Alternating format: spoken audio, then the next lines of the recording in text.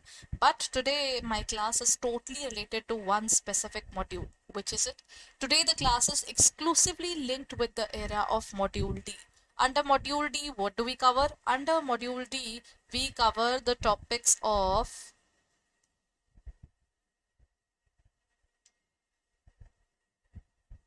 direct tax. Direct tax is your income tax. It covers the area of indirect tax. Along with this, it also covers the area of the costing. So we'll be covering with all these areas in our classes. In this specific session, it's going to be I would say a cluster of questions from all these areas covering the entire module D. So today I'm going to talk about both the numerical part as well as the theory part. Though in the last examination, the questions were more or less towards the area of the theoretical part, but you never know what are they going to do this year, because every year they are coming up with something new, right? Especially with this particular attempt, now things can definitely go ahead and change. So let's start with it, everyone. Here comes the first question. Which of the following is a characteristic of process cost accounting system? Process costing is what? Process costing is basically you have a raw material and you try to reach towards the area of finished goods, है ना? So you are moving from raw material to finished goods, and from raw material you have to go through multiple processes. That is how you reach to the area of finished goods. So in this area, what are the characteristics? They have material, they have labor, they have overhead. Companies use the system if the process custom orders, or opening and closing stock of work in progress are related in terms of completed units. Only closing stock of work in progress is restated in terms of completed units. Material, labor and overheads is there in almost all costing. It is there in every organization. These three things, material, labor and overheads, when they are all direct, we call them prime cost. Together they are called prime cost. And if material, labor and overhead are indirect, then we call them overheads.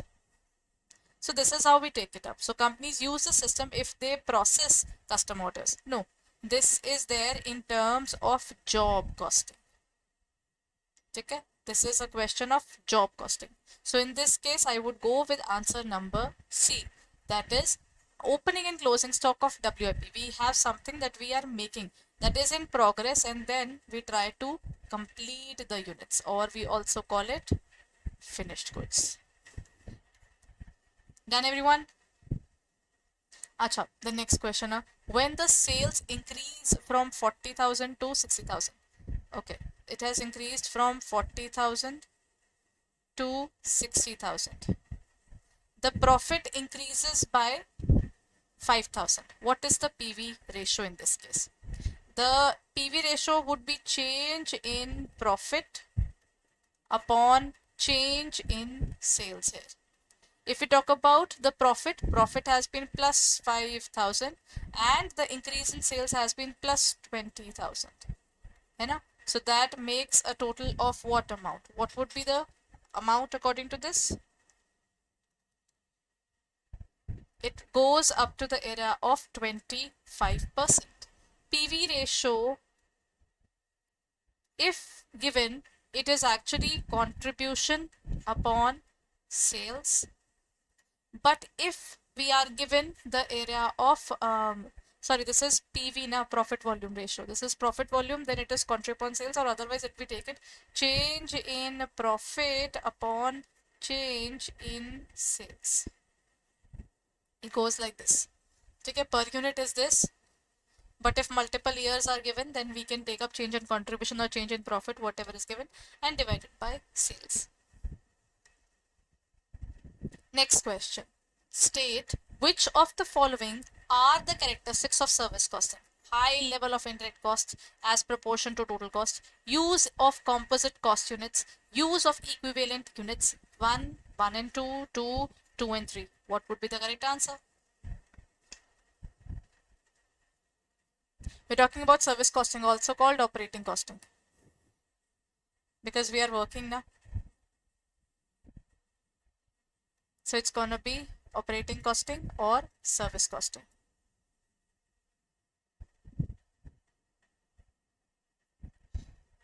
High levels of indirect costs are there because in this case there is no direct cost. If I'm providing a service, then there would never be a direct cost. That can never be related to a good or something. It is always related to the area of this, that is in terms of the services it can be linked, right? So the next point that comes here is use of composite cost units that are equivalent. Actually, there's one problem. In terms of services, it can be one thing can be in hours, other thing cannot be in hours. There can be multiple things going on, but it can never be always equivalent units. Some things can be in kgs that we are using, something can be in units, it can be in number, something can be in absolute ratios, whatever the ratio may be. But they are not always equivalent. So in this case, it is 1 and 2 only. Next question, everyone. Depreciation is an expense of, though depreciation is something that we study in the module A there, but this is also linked with this area as well. Fixed cost, variable cost, semi-variable or marginal. Acha, do you know the other name of marginal costing is variable costing? Marginal cost or variable cost are same to an extent. Marginal cost comes out to be a specific study altogether in terms of variable costing there. Well, variable cost means which varies with the number of units that we are consuming. Okay, so for example, I am consuming a specific cold drink. So if the number of units that I'm consuming increases, then it will also increase further. Done, everyone? Okay, now let's move on. In this area, what would be the answer? Depreciation is an example of fixed cost, variable cost, semi-variable. Depreciation is an example of fixed cost. It will happen every year, while it is also a non-cash expense if I'm looking at module A. From that point of view, it is a non-cash expense. If my calci, I'm using my calci every single day, the value of my calci is decreasing every single day. So the decrease in the value, I'm not paying it to anyone. So it's a non-cash expense for me, right? So it would be called a fixed cost. Now, when we talk about depreciation, depreciation is what? The usage, the wear and tear of our goods, है ना? So, sorry, of our assets. That is there in terms of accounts that we have done this part. So, when we talk about this area of accounting, in terms of costing, how do we define it? It can be defined as something where we are talking about the valuation of the organization's assets, and that is something that we should note down as per the current scenario. If I bought it for 10 lakh, but I'm using it every single day, the value is declining every single day, isn't it? So this can be stated as something like this. Okay, I hope it is now visible. The cost is spread out over the estimated useful life. So with every single year passing by, we are recording it into the books of accounts there. Got the point, everyone?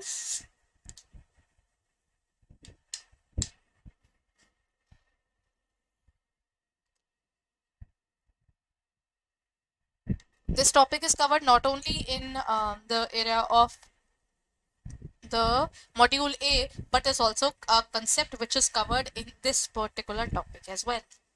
Okay, now shall we move on? Now comes the next question, everyone. The next question says that the budget is prepared first of all. Is master budget, budget with key factor, cash budget, or capital expenditure budget?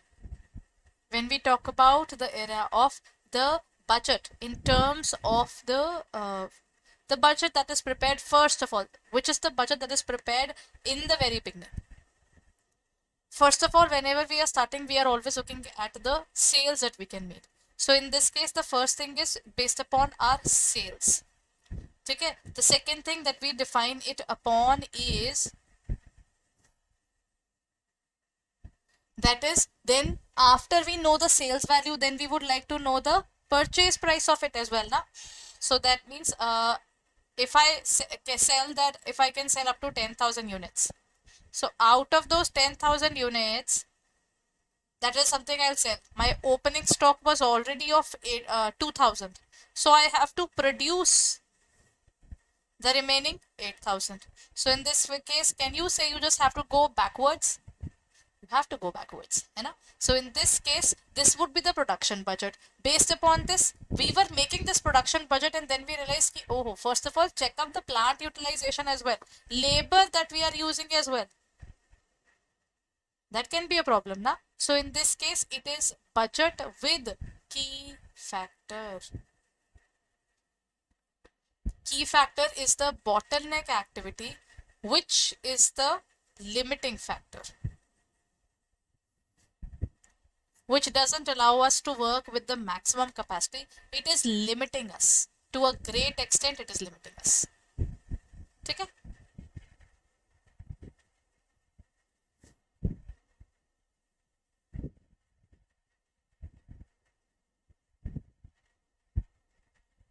Done?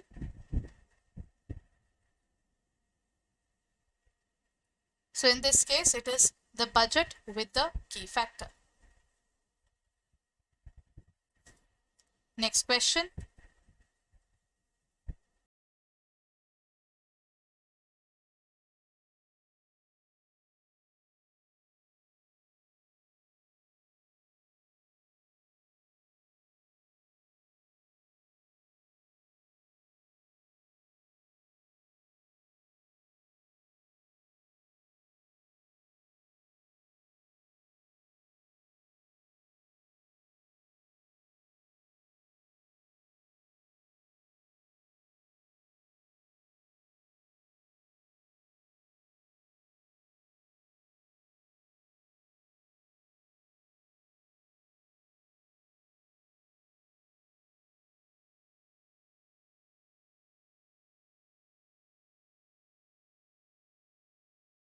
Okay, so here comes the question.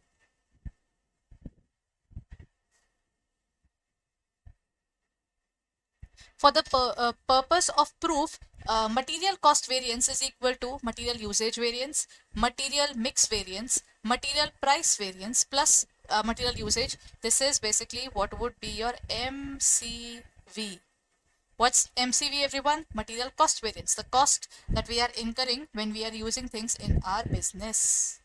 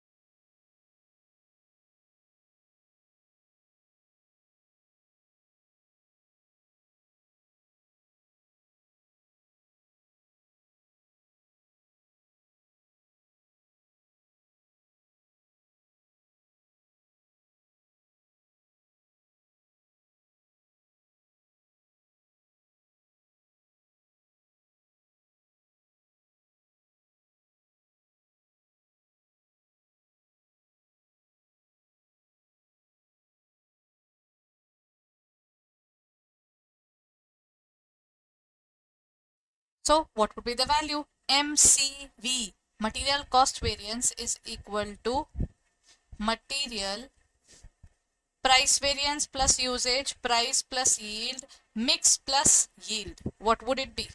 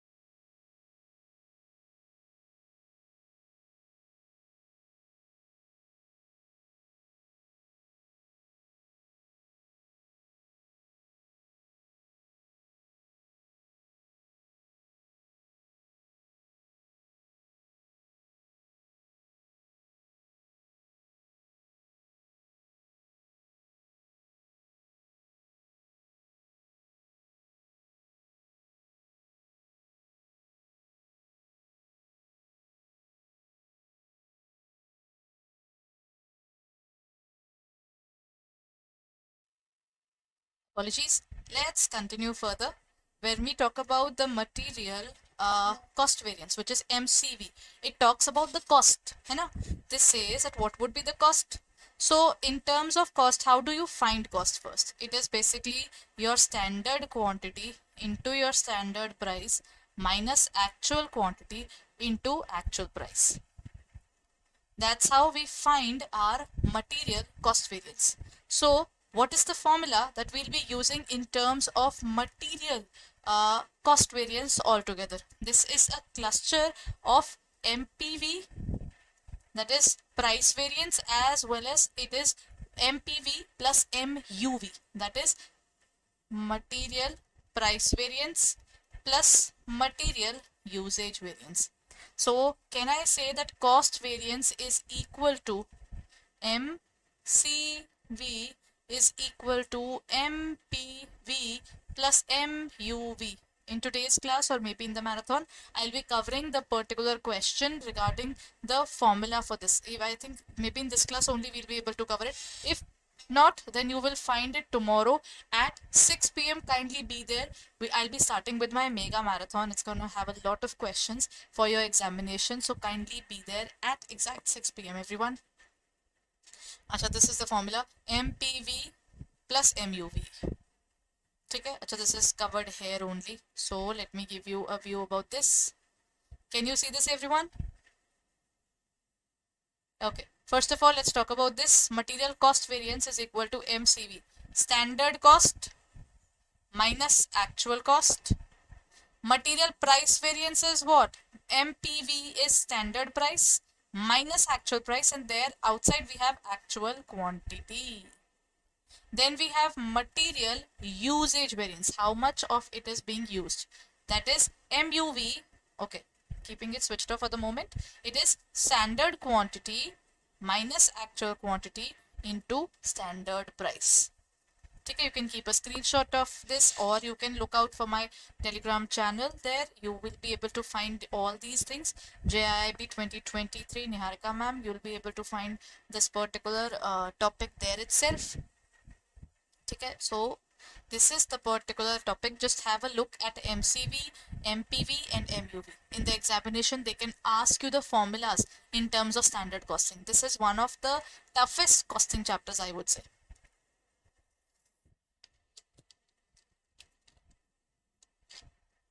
Chaliye, done everyone? Now let's move on.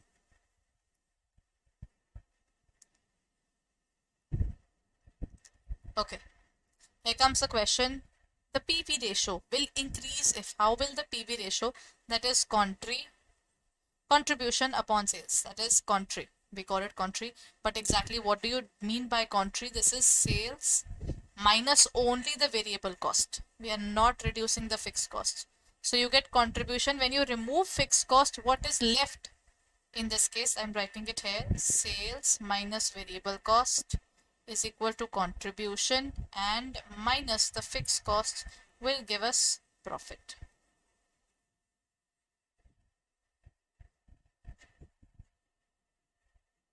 Done everyone? There is an decrease in fixed cost, there is an increase in fixed cost. Then there's a decrease in selling price, there's a decrease in variable cost. What happens in terms of PV ratio, everyone? In terms of PV ratio, there's a decrease in fixed cost, there is an increase in fixed cost. See, in this case, if the numerator increases, then the particular PV ratio will increase. है ना? So if there is a fall in variable cost, my contribution will go up. If it was 100, it has now become 200. The sales, if remains the same, for example, the sales is of rupees 400. So here it was 25%, and then it would become 50% here. So I think I'll go with this. Why? If this variable cost is falling, my contribution will go up. If my contribution will go up, my value will go up of PV ratio. There is a decrease in the variable cost. One of the best ways to learn these formulas is not to cram them, because cramming these formulas has a very short-lived life. If you remember these formulas by heart, then there won't be a problem there. Acha, In the process costing, a joint product is, so what do you mean by joint product? है ना? If I am making something, for example, I decided to, I bought some crude oil and I want, I'm looking forward towards diesel. But from the crude oil, we also get petrol, we also get LPG. So once we are refining it, one thing goes first, then the second, then the third, based upon the density. So in this case, till a certain level, they are all being refined at once, and then whatever comes out first will leave. You know, that is something which we can define as joint cost. And when we talk about joint costing, what happens is after the split of points, their costing can be defined separately. But before there, that particular thing is, that is a joint cost. Okay. Now, based upon this, try to answer. A product which is later divided into many parts, a product which is produced simultaneously with other products and is of a similar value, at least one of the other products, a product which is produced simultaneously, they are produced simultaneously, and which is of greater value. Petrol and diesel, there might be hardly, abhi to difference has come again. Otherwise, there was a point of time, one of them was costlier a little and the other one wasn't. But none of those things were invaluable. ऐसा नहीं था that one particular thing was very costly, the other thing wasn't. है ना? A product produced jointly with another organization. So when we talk about process costing, how can we define it? It is basically a product which is produced simultaneously. They are produced tomorrow, over a period of time and with other products and is of a similar value to at least one of the other products. See, one of the point is their valuation might be similar. One can be upper, one can be lower, but not a major difference is there. For example, if I talk about sugarcane and we get the fiber thing left, which is called bagasse. So what happens is it is just a mere waste. While sugarcane juice is valuable. So can I say that in that case, one thing is called byproduct? Indeed, one of them is a byproduct. In this case, it's not. Both of these things are equally important. Petrol, diesel, LPG, they are all equally important. So can I say in terms of the byproduct scenario that the value of the products almost remains the same, are at least similar. I wouldn't say same, but yeah, it may be similar. But in the other case, byproduct, one will be having a higher value, the other one will be having a lower one. Now comes the next point, everyone.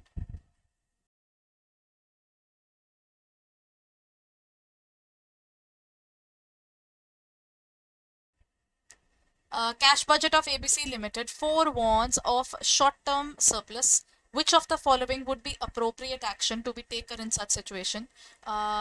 Purchase new fixed assets, repay long-term loans, write off preliminary expenses, or pay off creditors to obtain cash discount. It's a short-term surplus. They are saying that there would be a surplus. What will we do?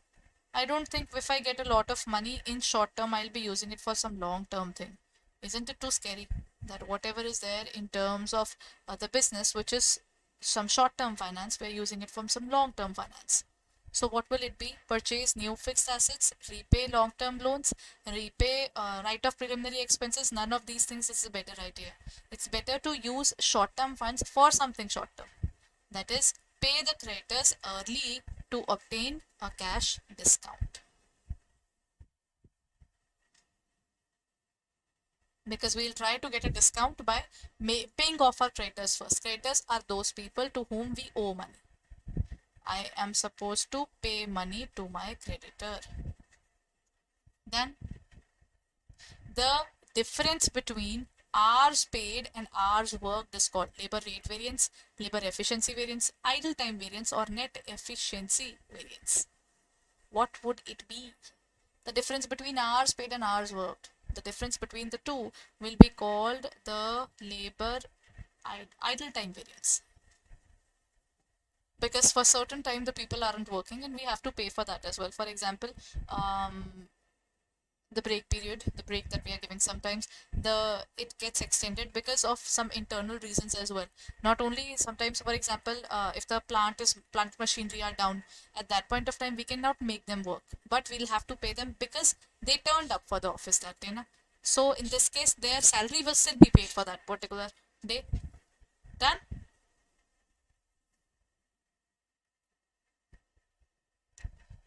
dash is a detailed budget of cash receipts and cash expenditure, incorporating both revenue and capital items.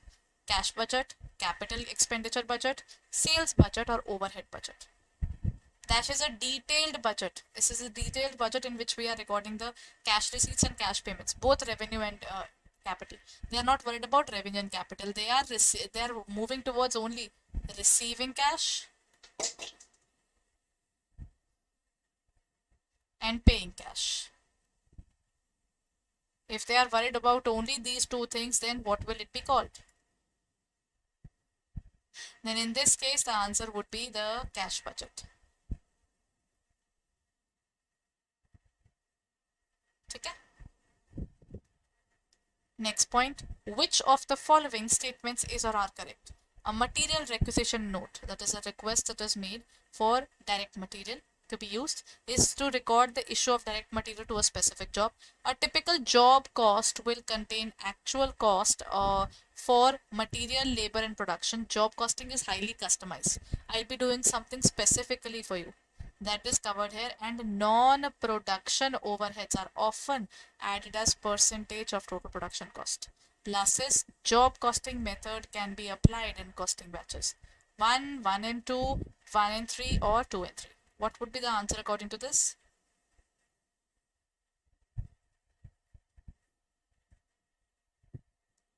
That would be 1 and 3. That means that is 2 is not correct, but because job costing is based upon customization there, right? So total production cost is different. What we do is basically we issue a job card specifying the job that we are doing, giving it a specific number, and then explaining it in that particular thing. That means job card will have all the details regarding material cost,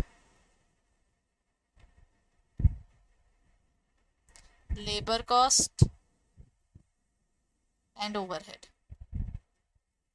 So all these things would be stated for the prime cost, and then it's a kind of mini cost sheet specifically for that particular job that is to be covered here. So then this is highly customized.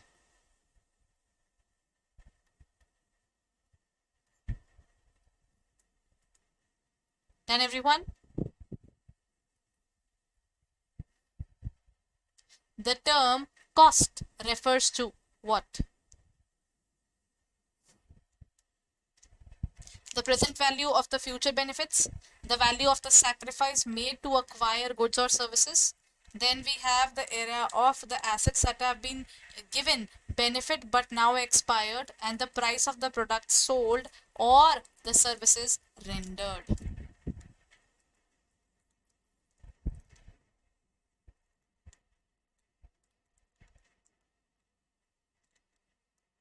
The cost is what?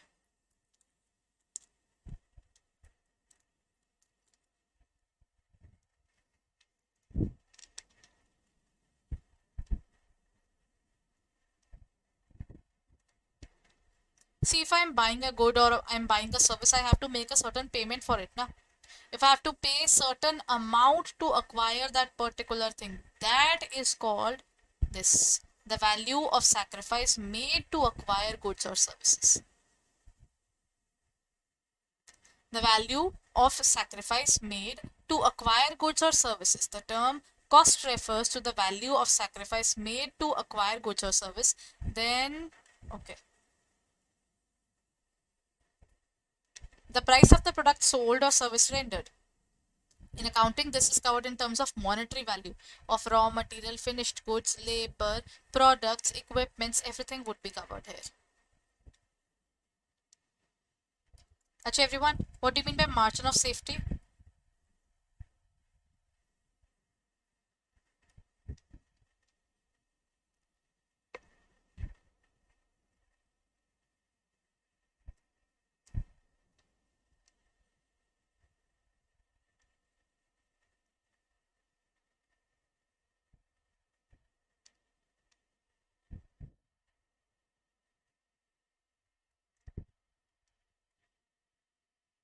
Margin of safety can be defined in such a way that first of all we have our break-even point, the point at which our value becomes equal. That means Break even point means the if I've invested rupees 10, I get rupees 10 back. That is break even point. At what point of time I'll recover the entire money? That is break even point. After the break even point, whatever you receive, that is your profit, which is called margin of safety. For example, if I'm making a graph, then this is the cost and this is your revenue. In terms of variable cost, it will start from 0. And even your revenue. Achha, everyone, this is variable cost. Now, the fixed cost will always be there, even when the organization didn't exist. So that means, can I say my fixed cost will be here?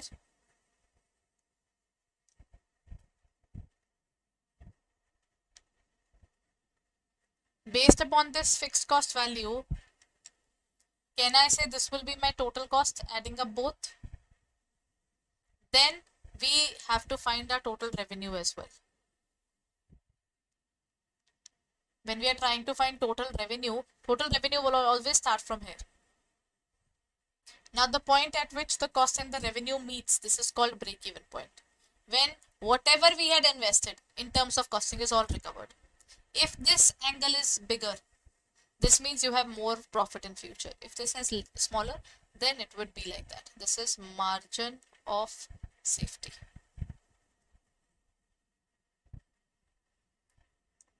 Oh, this is margin of safety. I was thinking about the question there. I just showed you the answers. But before that, let's do the question properly. Done, everyone?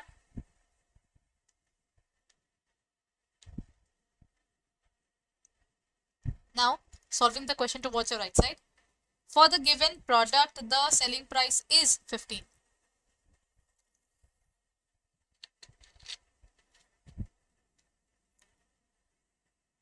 As for the question has to be completed. The variable cost is rupees 10.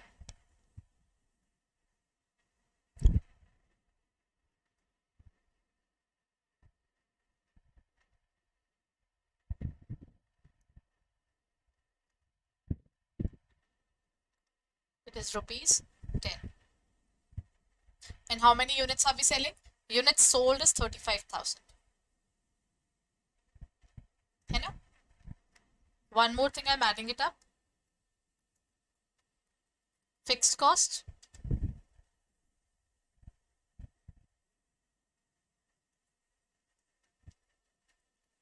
Rupees 1,50,000. In this case, the question will be easily understood. This is one of the areas where you have MCQs in this particular conceptual area.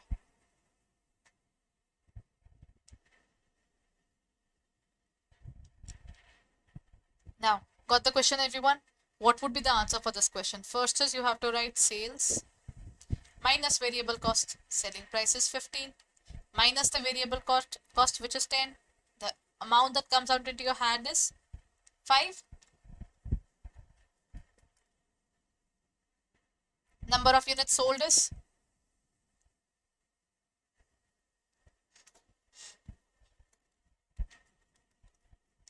35 into 5. The total amount turns out to be 1,75,000 is our total income right now. And out of that, we are giving 1,50,000 to the people there in terms of fixed cost. That means we are left with 25,000. Now, is this the margin of safety, everyone?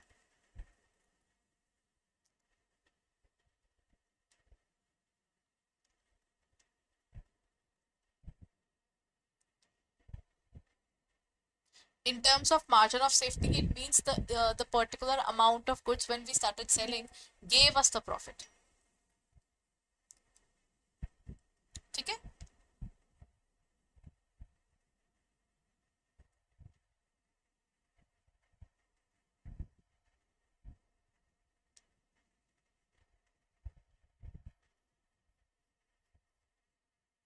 Done, everyone?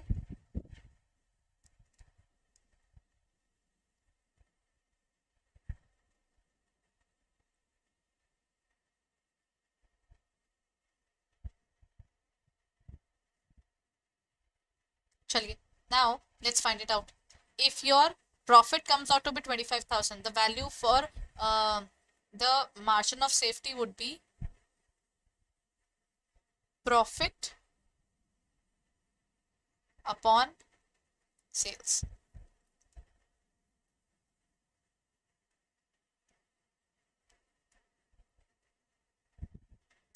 It would be profit upon PV. I wrote the wrong answer. It is actually profit upon PV. Profit upon PV means PV is present value. Then the profit volume ratio. Then how do we find this ratio? That is your contra upon sales. First of all, find the contribution. Okay, let's discuss the answer directly, everyone. That will make it easier for us. Look at this. First of all, we have made a sales and variable cost, and the contribution comes out to be 5. And we reduce the fixed cost out of it. What we get is profit of 25,000. Then PV ratio, that is contribution upon sales multiplied by 100. This particular ratio states about this. So that means, can we say, first of all, find the contribution and divide it by sales? The PV ratio in this case came out to be 33.33. That means this is our profit other than the fixed part, right? The fixed assets of the organization. And then when we look at the MOS in value, it would be basically whatever your profit is, whatever your policies would turn out to be, whatever your amount turns out to be, that is your profit. From that profit, they will find the PV ratio.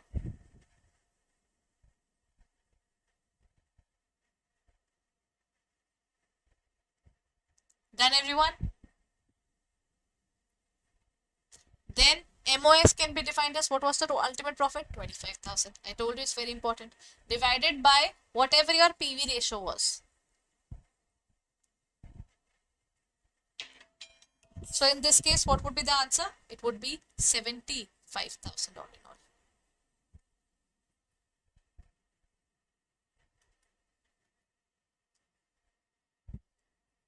Next question, everyone.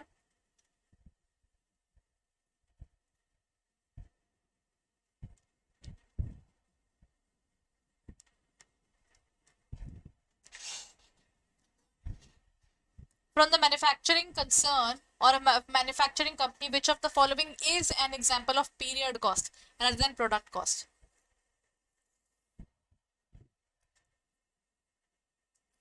Period cost is based upon annual years, paid to be paid annually. While product cost is based upon specifically a particular product, wearing apparels, then bottles, then packaging material, all those things are involved.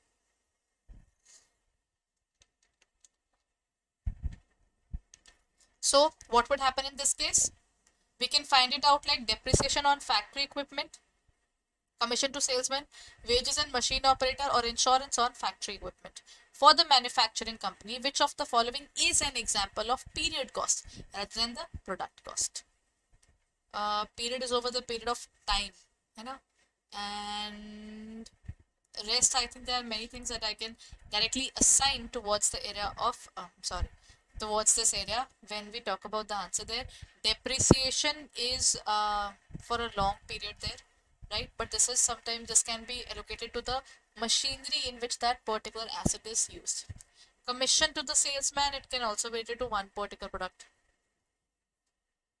Wages of a machine is also for the same. Insurance of factory equipment, it is done on annual basis, not as per the product cost. There's nothing to do with cost there. But this is a factory equipment. Whenever we buy a specific equipment, it is always based upon the asset of that particular asset there. Depreciation is what is being charged there. What is the closing value? Based upon that, you will be able to find out your valuation. Right? And normally it comes out to be lower even in terms of the banking and other industries. What they do is they're always looking forward to paying less. Insurance is something which as banking sector has involved, and there are many insurance based organizations as well. So it has become very difficult to trick them. So ultimately you will have to pay the insurance in time so that you can avail the benefit next year as well. Then everyone,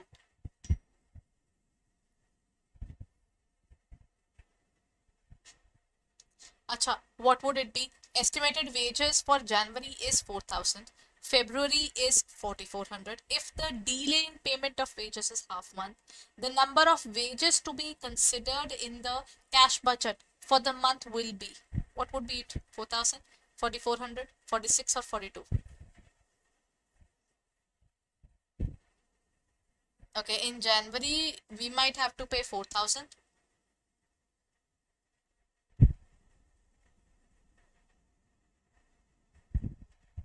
Okay, in this case the estimated wages are of 4000 for Jan, and for February it is also 4000, 4400 actually.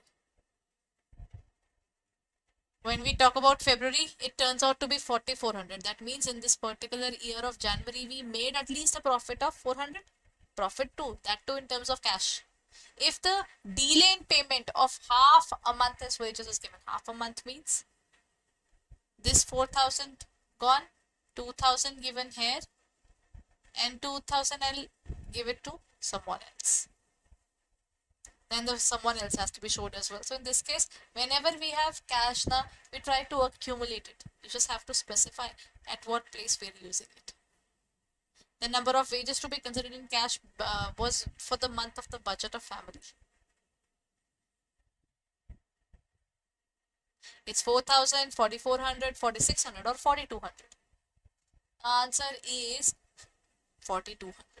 For the first year, Jan payments were of 2000, remaining was still to be paid. In terms of the second one, February, then 2000 was for January, now which is recovered. And when we talk about 2200, then this 2200 will be recovered or basically paid back in terms of 2200. Right? Done everyone? Any doubts still here?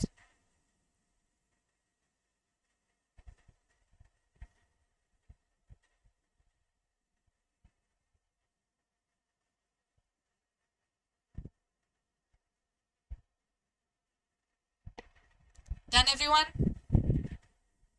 Look at the specific question.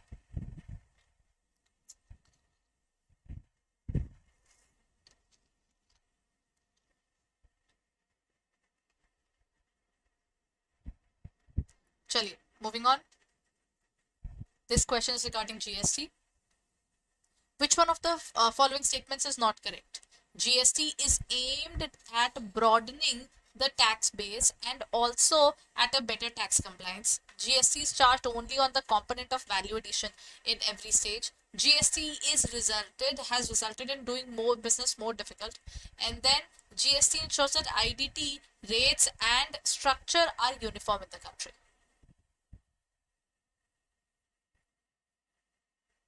What is true and what is false, everyone?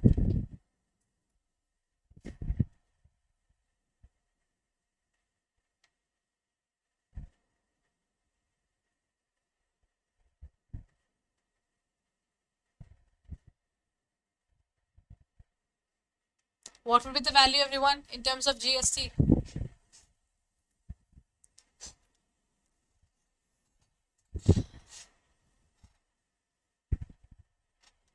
GST is goods and service tax, which was introduced on 1st of July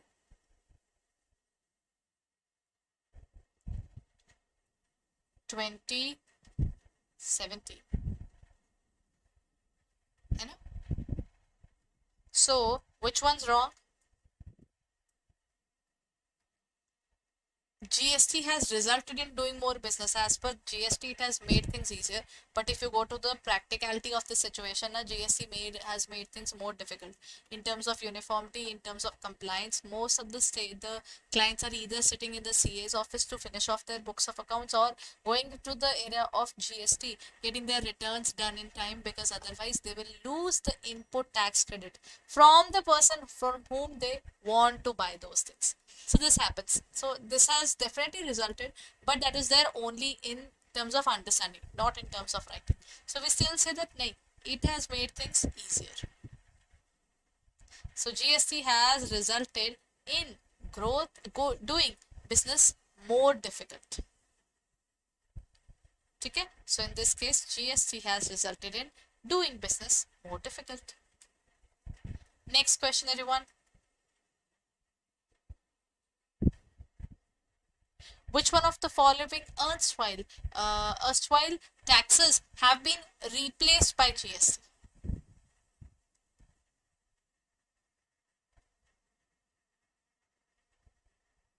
Sales tax, excise duty, service tax, or the last one? All of the above. Which of the following erstwhile taxes can have been replaced? When we talk about GST now, GST became the bigger law which follows all the other laws, which has included all the laws. Service tax is included in. Only customs is left, or almost everything has been included. Excise duty has ended. Then service tax has ended. Then there are other different taxes which were subsumed. That includes the era of this service tax. Sales tax was there in terms of center, that is called central sales tax. All the organizations which were smaller and existed in a smaller unit there, they used to have VAT.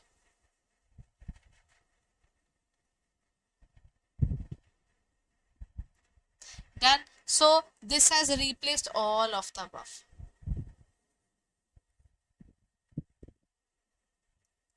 Done, everyone?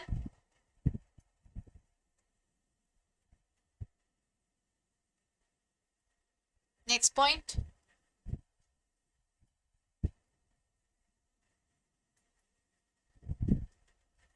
What do you mean by HSN code? In terms of GST, now to lay the taxation of GST, they want to first of all classify what that particular thing is. And if they are similar, then they will have to pay tax there. If it is not, then it depends upon the particular area. So HSN code is basically harmonized. Oh, sorry. Let's look at it. It is basically high-speed network or harmonized system of nomenclature, heavy sales notification, or Haryana sales network.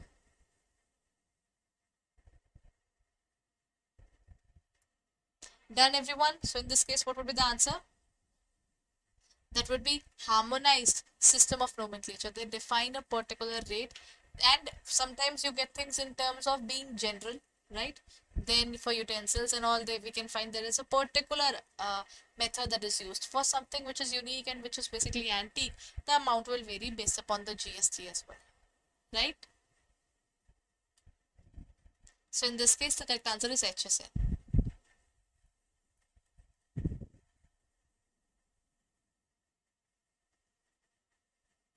Next point, in India, GST replaced which of the following indirect taxes? Is it value added tax, is it service tax, or both value added and service tax, or income tax? Income tax is a direct tax, everyone. If I earn money, it would be a part of it. I'm sorry. In this case, the correct answer would be both. Service tax is basically levied on services, while when we talk about value added tax, whatever the value that has been added, we used to charge GST only on that particular part. Then, everyone, next question. Which type of GST is levied on goods and services imported in India? CGST, SGST, IGST, or GST compensation cess?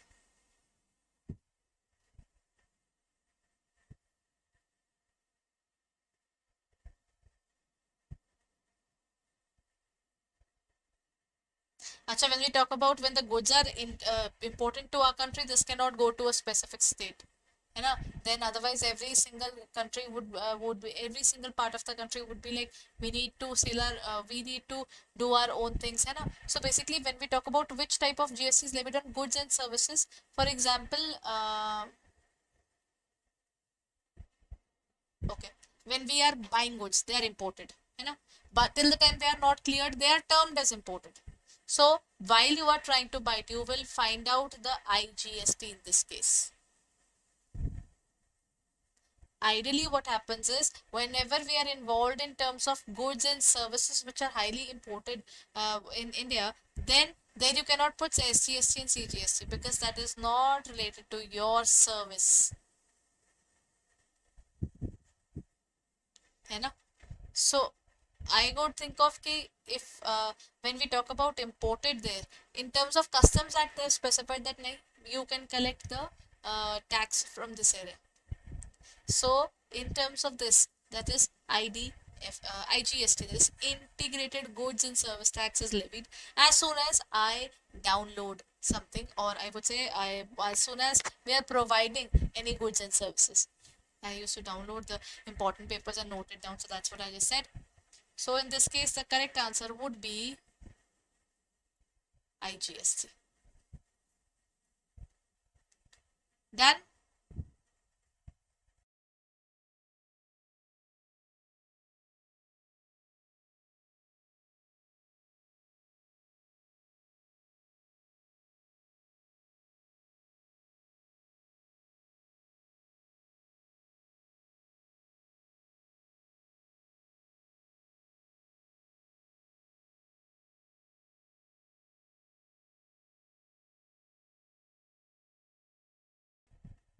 Done, everyone? Next question. What do you mean by deferred tax asset or liability? As per Ind AS, what would you call it?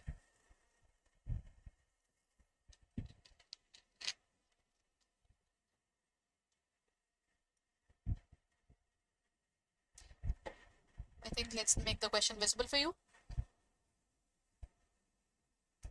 Deferred tax asset or a deferred tax liability arises because of one specific reason. What's the reason?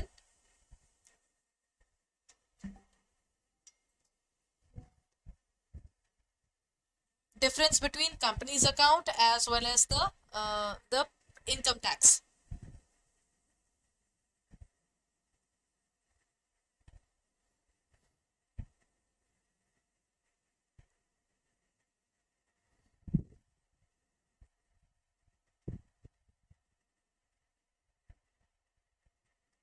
Done?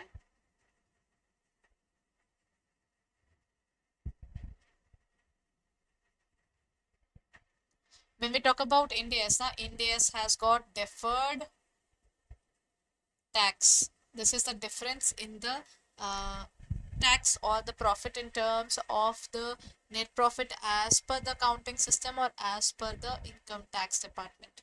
It may vary. So this is what they will cover in this area. Which one of the following statement is correct about the deferred tax assets or liabilities as per Ind AS? Deferred tax assets should be classified as current assets, should be classified as current liabilities. Current assets should not be or should be classified as contingent. Deferred tax, it is temporary in nature, it would be reversed after a certain period of time. Just because it is going to be reversed in the future, that means it is not payable within a year. It can go even after that. You know?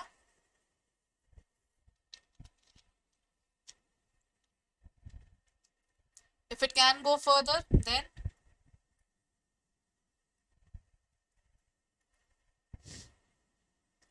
the deferred tax should not be classified as a current asset at all, because that would be a wrong concept.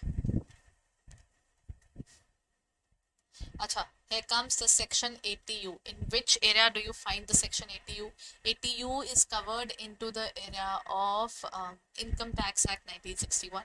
When there is a what is the maximum deduction available for individual with disability? What's the maximum deductibility?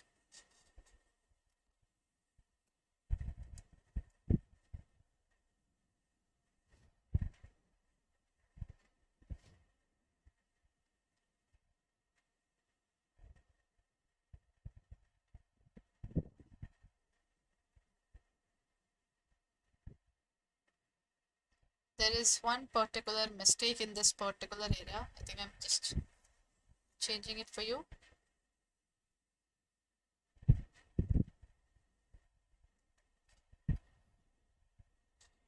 Chale. 50,000, 75, 1,25,000 or 1,50,000. In this case, can we say that in terms of the books of accounts, ATU is basically the people who are disabled.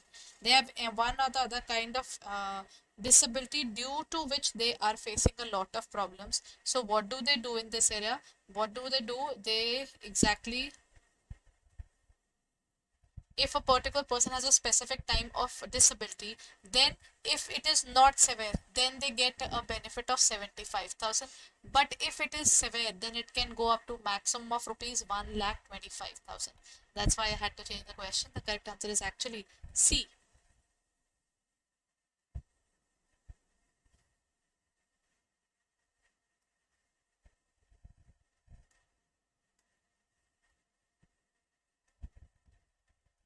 Done?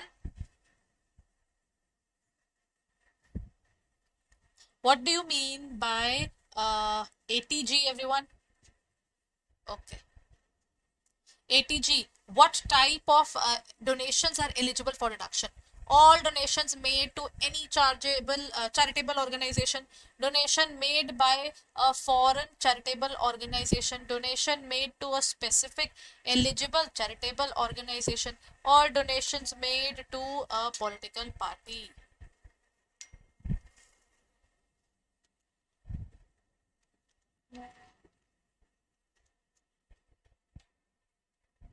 What would be the value? ATG is totally located with totally based upon donations. All donations to any charitable institution, I doubt that. Foreign charitable institution, again, I doubt that. Then donations to be specific eligible charitable organizations. Yeah, this makes more sense. It is only allowed only in case of specific charitable organizations, not in all. And deductions made to political parties. Political parties and all is a different scenario altogether. This is not covered under this area. So I would say I'll go with C. Only to a specific amount, only to a specific person is basically eligible for deduction. Achha everyone, next point, ATD. ATD, I can say D for doctor. So then when we talk about ATD, it is a type of deduction which is available for premium paid for health insurance. Full cost, whatever you pay, or deduction up to 15,000 for individuals and 25,000 for the senior citizens, or 30,000 for individuals and 50 for the senior citizens. What would it be? What is the, or no health insurance is available? What would be the limit for ATD, everyone? D for doctor. Doctor से हमको मिलती है दवाई. What do we get from the doctor is medicine. So deductions under ATD is related to that area. Preventive checkups and all.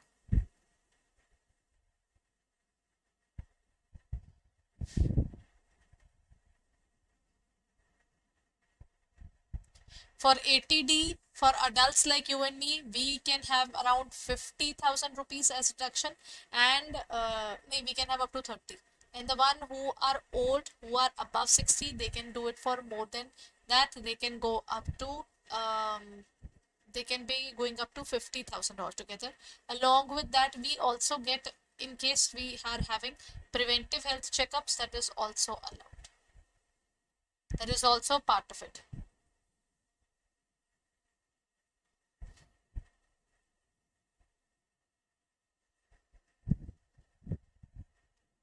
This is for the preventive checkups we follow. It can be maximum of 5,000 rupees. Otherwise, it can be more than that. So in this case, I would go with 30, and for senior citizens, it's 50. It is actually C.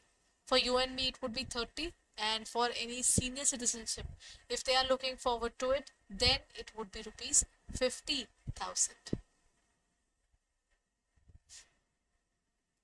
Then, which section of the income tax provides deductions for interest income earned by individuals on their savings? Okay, whenever someone is earning, whatever your salary would be, you know. So, if you are also having another source of income, that is your FD, that is your RD, and you have made good amount of money out of it. So, if you have made a good amount of money, what would you do with it? One of the basic things is interest on FDs. Whatever the interest on FD would be. Okay, we are putting it on the saving account. Now, if we talk about this particular section says up to rupees, for example, it is 15,000. Up to rupees 10,000, there is no problem. Then after that, we say that out of this 15,000,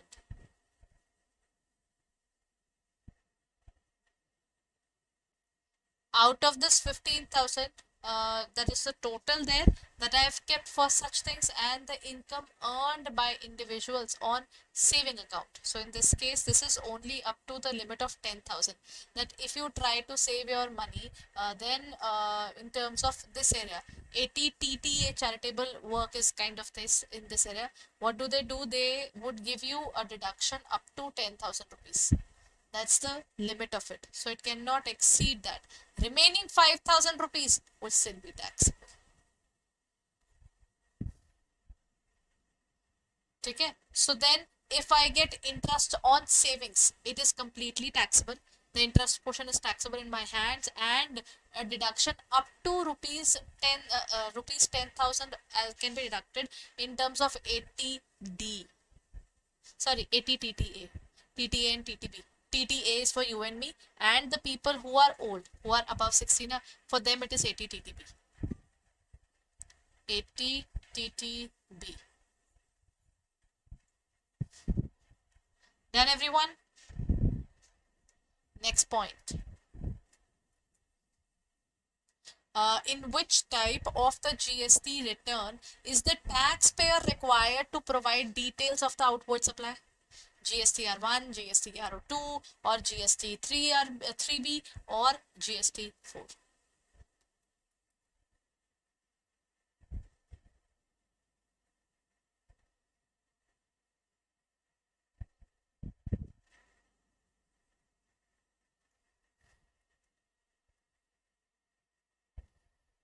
In which type of GST return we'll say this basically outward supply. Outward supply is when you are supplying it to someone.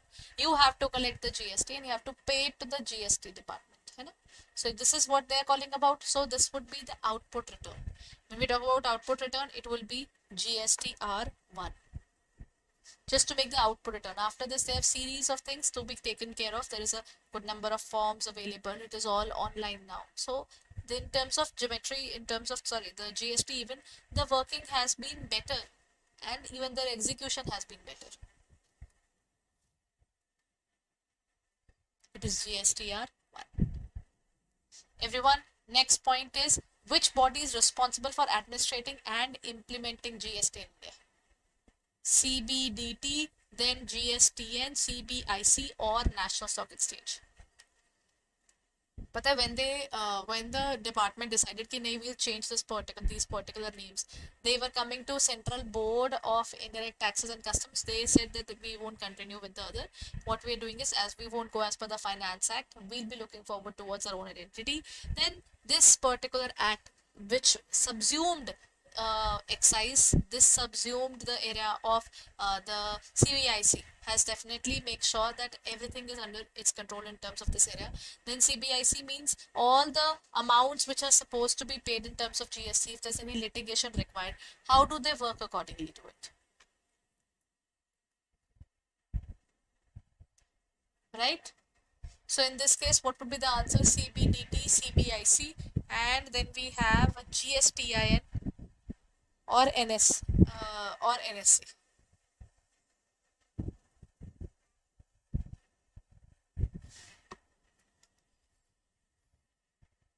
In this case, the answer would be CBIC. Central Board of Indirect Taxes and Customs. Customs Act still exists. All the other acts have been subsumed now. We still import goods from outside India now. There they put IGST in terms of the basic taxation, but rest everything, terminology is their way of working, everything is same in terms of that area. Acha, conversion cost is a summation of what? The direct material, direct wages and direct overheads, direct wages, direct charges and work overheads, or none of the above. How would you define it, everyone?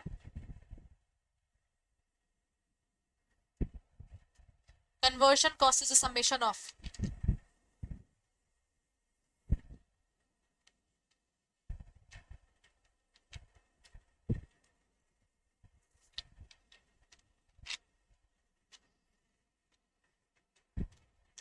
conversion means to convert from raw material to finished goods.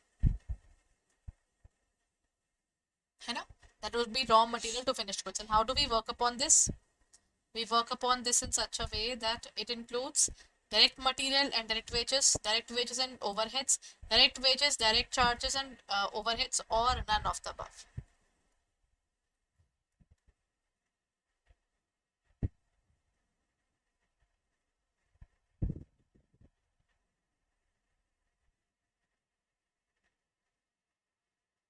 What would be the answer, everyone? Quickly.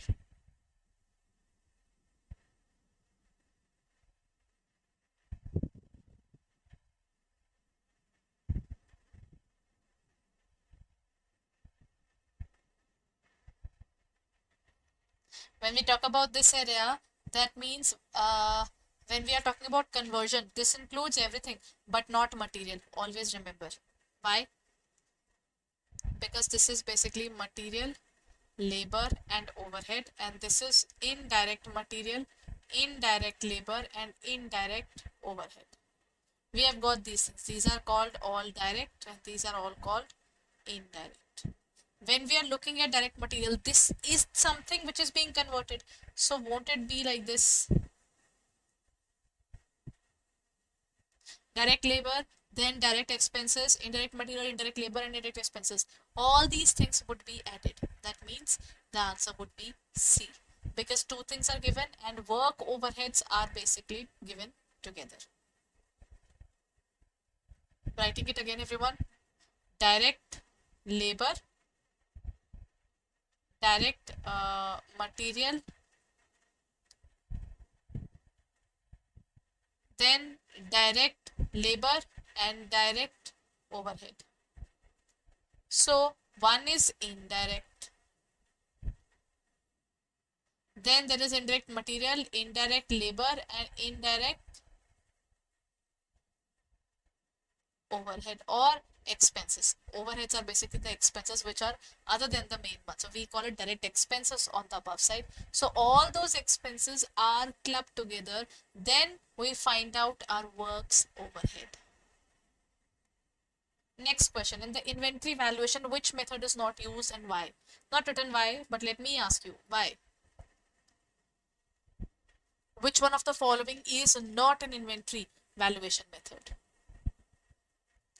LIFO, FIFO, weighted average, or EOQ?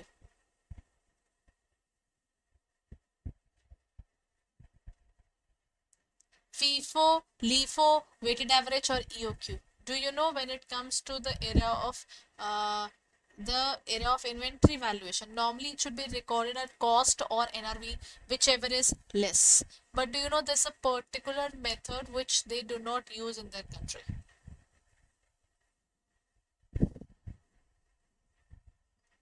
Done.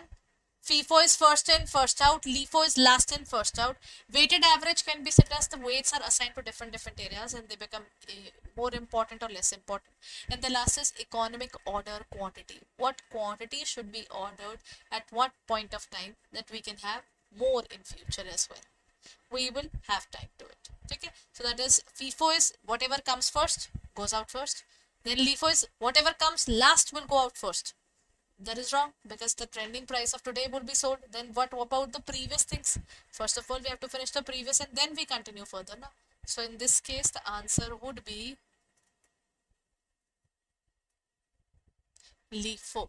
LIFO is not allowed. Even as per India's, it is not allowed. Even in the costume, we understand the concept of LIFO, but we do not use it for inventory valuation at all. Done, everyone? What when the work is certified is 1/4 or above but less than half of the contract price has been definitely gone by. The notional profit to be predicted to the profit and loss account will be equal to. Then comes whatever the profit would be 1/3 of the notional profit into cash received into work certified, or it would be half of the notional profit or into cash received divided by work certified. Then we have 2/3 or we have 100%. It in terms of losses only we recorded 100%, otherwise we do not. Then think I'll in this case we're talking about 1/4 now till 1/4. That means 0 to 25%. You do the work as nil. Okay. In this case, we do not charge anything after 25, but up to 50. That's another point. Then after 25, that is we are looking forward towards more than one third, more than one third actually, if we have to say, that means two third there. Now this two third, they will record the particular amounts there. In terms of this, if it is 0 to 25, then we have 25 to 50, we have it for one fourth. Then 52, I think when we talk about it, 90 and above, it is full.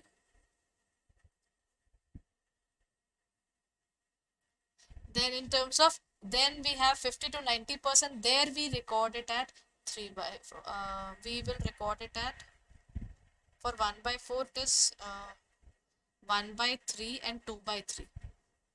1/4 is the portion. So this is basically but less than half. More than this but less than half. It would be one third. It is one third. Look at this. All the things I stated here. Let me just make it more clear to you. Visible, everyone? If the work certified is 25% or more but less than 50% of the contract. 0 to 25 nil. 25 to 50 it is one third. And then 50 to 90% roughly, it will go up to the area of two third, and above 90%, that means the work is almost done. By to put in terms of notional profit, we can record the entire profit as well at that point of time. Okay, that's the formula in terms of contract costing.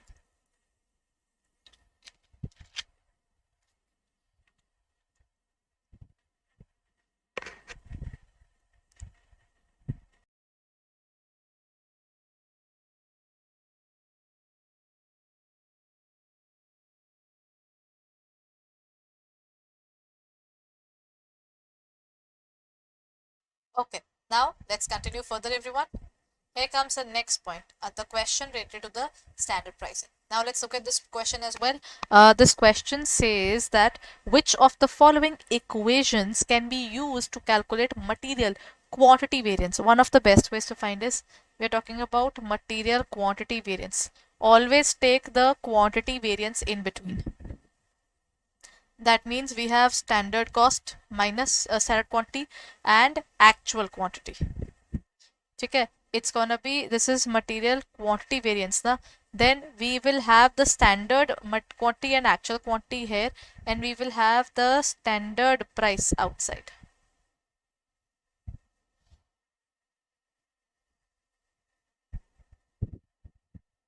What would be the question here? Based upon this is the way I learned it. So in this case, you can also learn it. They're talking about material quantity. So the quantity should be in between, not outside. And outside you will take standard quantity. So can I say SQ into SP minus AQ into SP?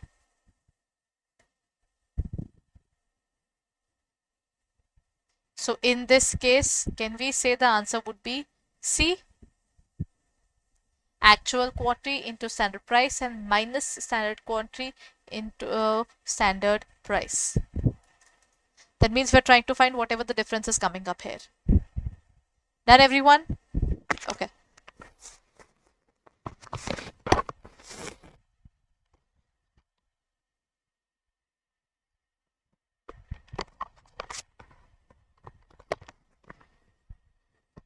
Moving on to the next point.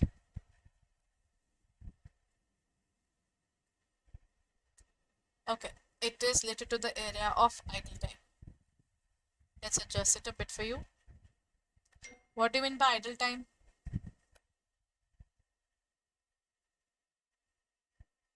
Idle is basically the time where we are paying the person but he's not working for that long. You know? The causes of idle time may be breakdown of a particular product. It may be, for example, a machine breakdown, or it can be related to some other working that we cannot do. Idle time can be for multiple reasons. That is the internal reason of the organization, or we can say the external reasons of the organization as well. It can be either of these.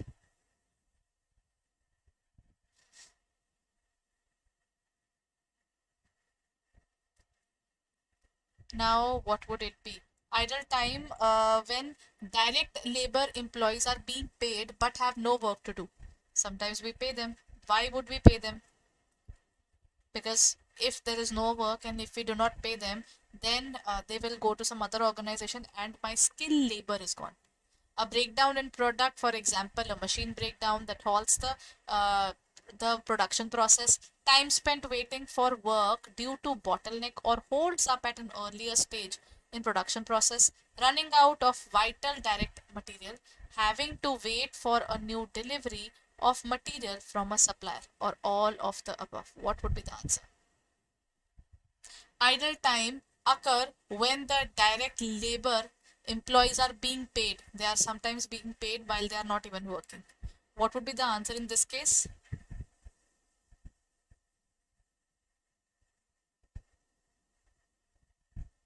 In this case, the answer would be, I think, all of it. If the machine breakdown is there, then there is some bottleneck activity, which is basically not allowing us to do something about it. Running out of a vital direct material, one of something which is required for production at this point of time. Machine cannot run. That can also be there. So will it be all of the above? Yes, it will be. Then comes the responsibility center, in which inputs are measured in monetary terms and outputs are not recorded in, is called expenditure center, profit center, investment center, or revenue center.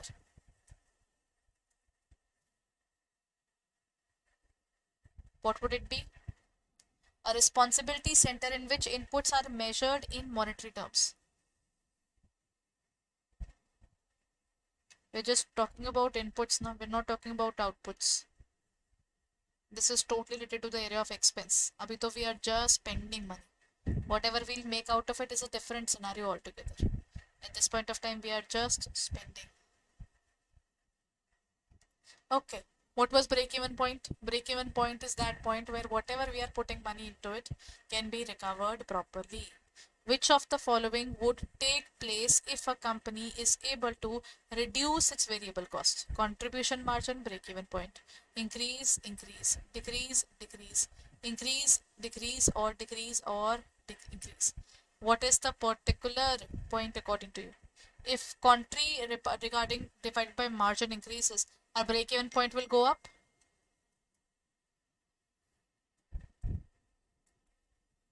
What will happen to it? Our break even point, will it go up or go down?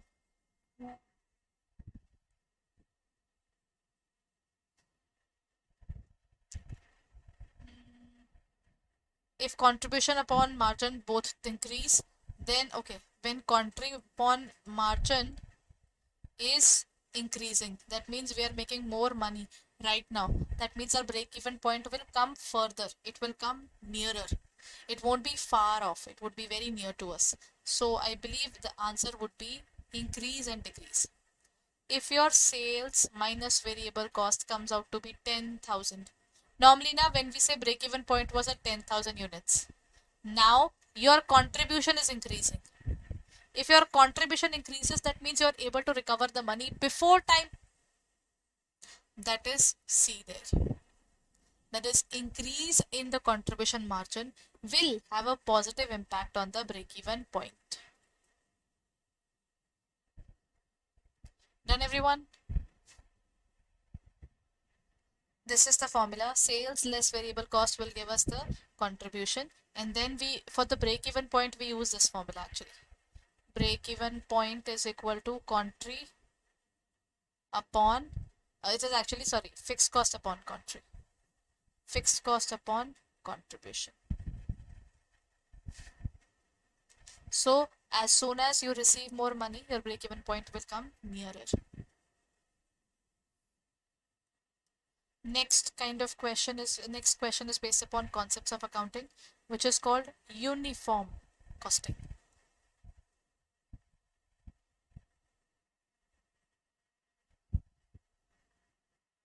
Visible, everyone?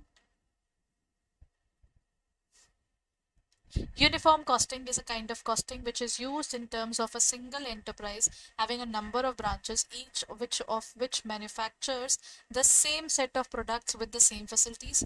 It is number of entities in the same industry bound by trade association in a number of units across different geographical locations, manufacturing one or more of a given set of products, or in different branches of the same company, each branch making a different product using a different unique process.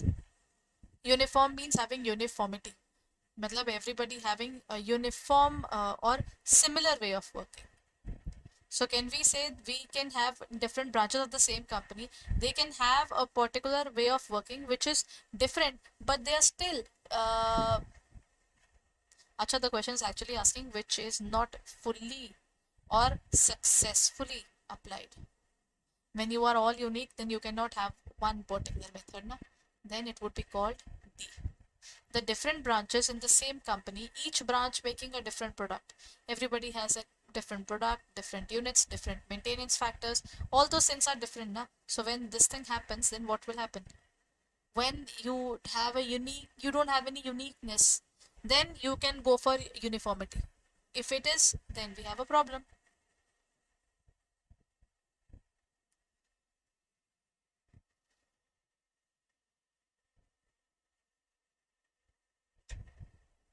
Which of the following is an example of progressive tax system? This is a question of taxation, everyone.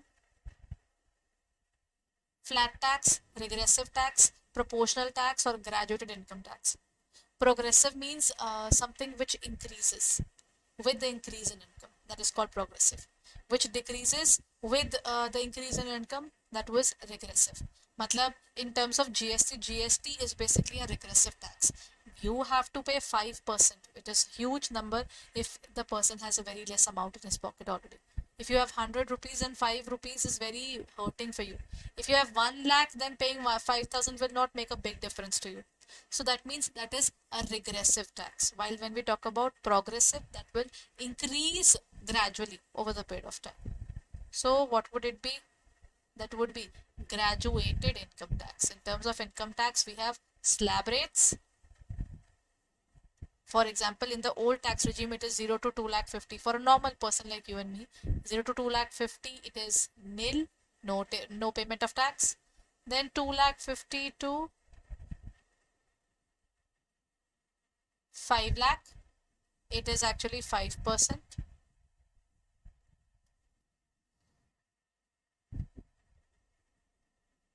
5 lakh to 20 lakh, it was actually 20%. And then 10 lakh and above, it is basically 30%. So the slab rates were 5%, 20%, and 30%. This is old tax rates. Then they introduced a new tax regime as well. I think let's talk about the new tax regime in the next session, that is in the marathon. And so everyone, reminder, tomorrow we'll be having a mega marathon starting from 6 p.m. onwards. It's gonna continue for a longer period, and at the same time I'll be covering all the modules, not one, not two, but all the modules are covered in it. Okay. Next question, everyone. It says that in which section of income tax is the procedure for filing income tax returns is outlined? 80C, section 10, 139, or 44 AD?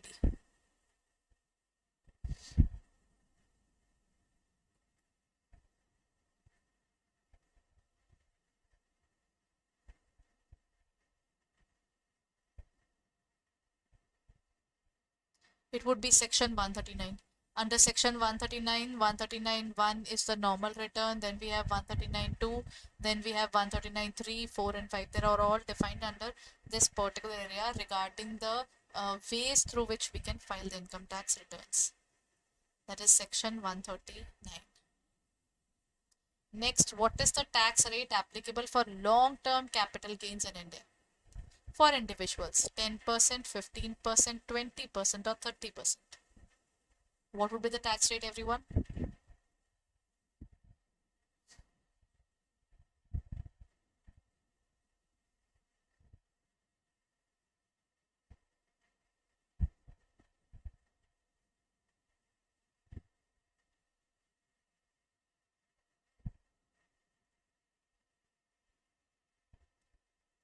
Done. It would be 20%. It would be 20. In certain cases in long term, they have got under 112A, it is 15%. Normally in all the areas we have 20%. Now there's a specific other different kind of taxation there. But for normally it is 20%. But in terms of long term capital gain, up to rupees 1 lakh it is exempt. If it goes beyond 1 lakh, then you have to pay 20%. Okay? The answer is 20% in terms of income tax. Next point, what is the maximum deduction available under section 80 TTA for interest income earned on interest on savings? 80 TTA is available to you and me on interest on our saving bank accounts. Saving bank accounts. We get a discount, we get a particular interest of 5,000, 10,000, 15 or no maximum. In terms of normal person like you and me below the age of 60, for us up to rupees 10,000 there is no tax. For example, if it again, I think we have talked about this earlier as well, out of 15,000, 10,000 is your savings there, then remaining 5,000 will become taxable. Up to 10,000 reduction is still available. Acha, but for one more thing, but for senior citizens, as I told you, for senior citizens it's not 80 TTA, it is 80 TTB, and for them the limit is for interest on saving as well as interest on deposits for rupees 50,000. For us it is less, for them it is more. It goes up to rupees 50,000 in terms of interest on their deposits.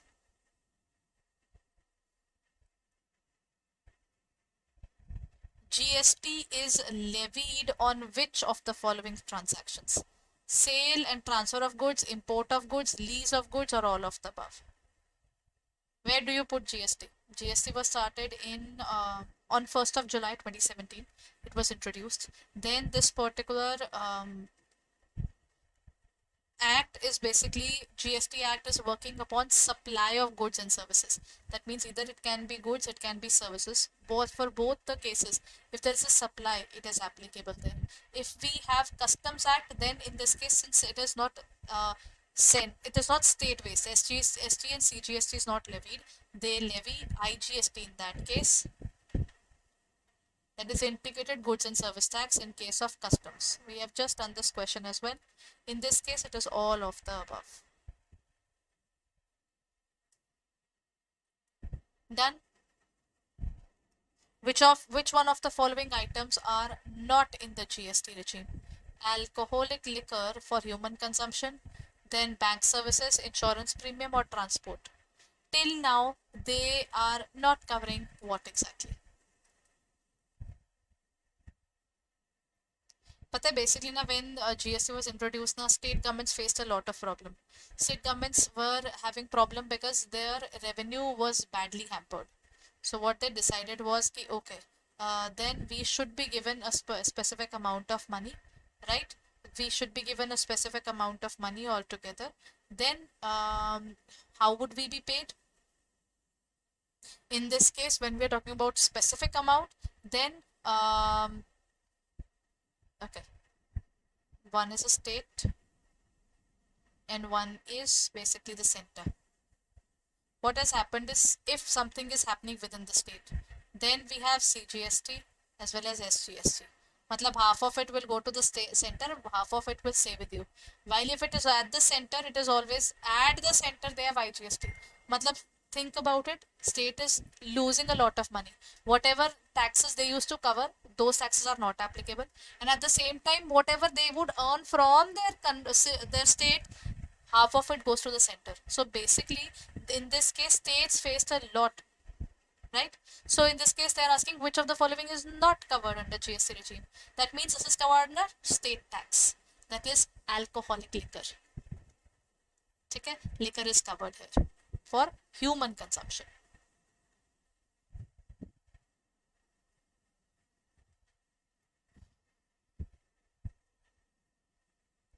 Under the system of GST, the threshold limit is dash for northeastern states, Uttarakhand, Sikkim and Himachal.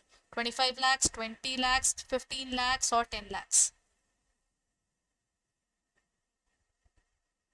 for all the different states there, which are definitely uh, more or less it is 40 lakhs in certain areas in terms of goods and services. In terms of goods it is 40, but when it comes to the threshold limit of the eastern states now, it is less than that. It has to be 10 lakh for them. Okay, the threshold limit for all these organized places is less because the sale in this area is less, right? Okay, so that's it for the day, everyone. I hope this particular session was helpful for you. But before I end the session, let me tell you tomorrow I'll be meeting you again for my marathon. Mega marathon would be conducted at 6 p.m. It would be starting. So kindly be there. We'll be talking about all the modules tomorrow. And let me show you where to go if you're preparing for JIB and looking out for our revision batches. So you have to go to our website, that is www.adda247.com. Go on to the area of JIB and CIB. Go on to the area of JIB October 2023. You will find our JIB Sankalp batches. The Power Pack batches are have started. Sankalp batches are for the regular ones, and the ones which are specifically for the Power Pack. That means since the examinations are going on, we are doing it for the specific examinations only. So what you can do is you can use the coupon code exam 80 to get it. You can use the code exam 80 to get 81% discount. It would be for 1399.8. So kindly go ahead and check it out on our website or in our app for further details. Don't forget to use the code exam 80. So let's meet up at 6 p.m. tomorrow, everyone, for the mega marathon.